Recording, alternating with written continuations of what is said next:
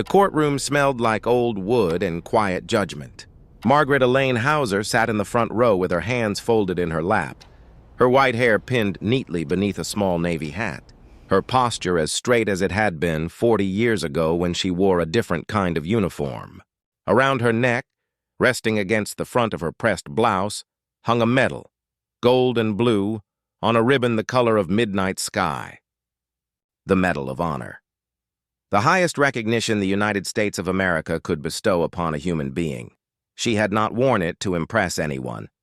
She wore it because her granddaughter had asked her to. "Grandma, please," the girl had said the morning before the hearing. "I want people to see who you really are." And so Margaret had put it on, as she had only done a handful of times in her 74 years.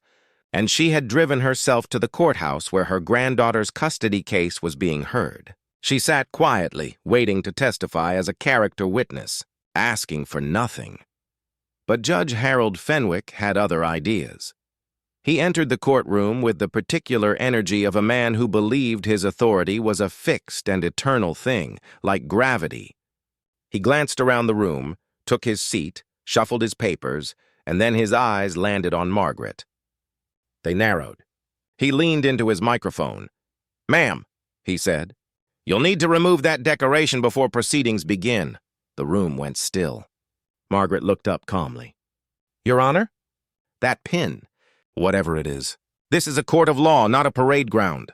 Personal displays are not permitted." A few people shifted uncomfortably in their seats. The young attorney representing Margaret's granddaughter stood halfway, then sat again, uncertain. Margaret did not move. She did not flush with embarrassment or tremble with anger. She simply looked at the judge with the same steady eyes that had once surveyed a burning field hospital in a war zone, deciding in 4 seconds who could be saved and who could not. "With respect, Your Honor," she said, her voice carrying clearly to every corner. "This is the Congressional Medal of Honor. I earned it in service to this country. I am not certain that a courtroom is the place where I should be asked to remove it." Judge Fenwick's face darkened. "And I am not certain," he said, "that it is the place to wear it either. Remove it, or I will have you escorted out." The door at the back of the courtroom opened. No one had called attention to it. No bailiff announced anything. But the room turned instinctively, the way a field of flowers turns toward the sun. A man in a naval dress uniform walked the length of the aisle. His chest was a constellation of ribbons and medals. His bearing was immaculate. His face was calm, serious, and absolutely certain of itself.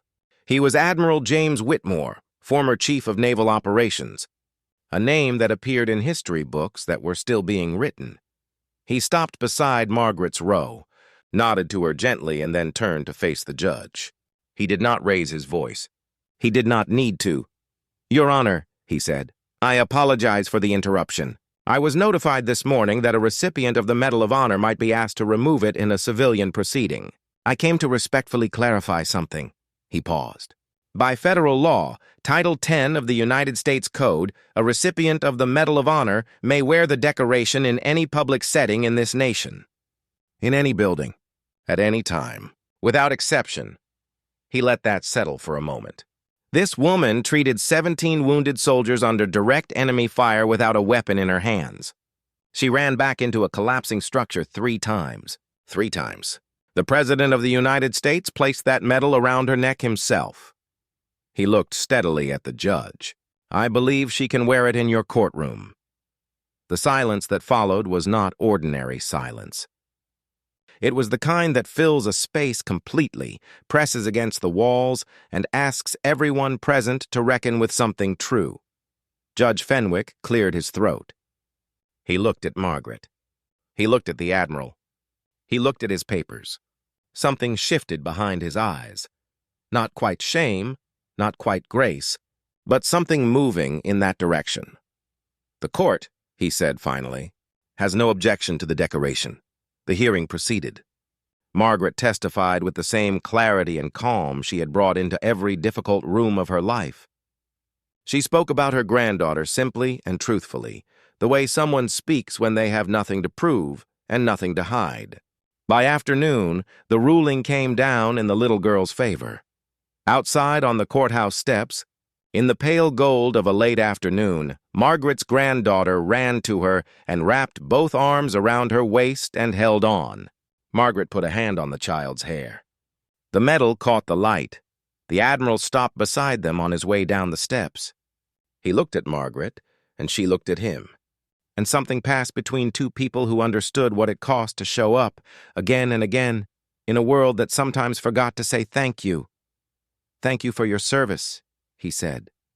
She smiled. "Thank you for yours.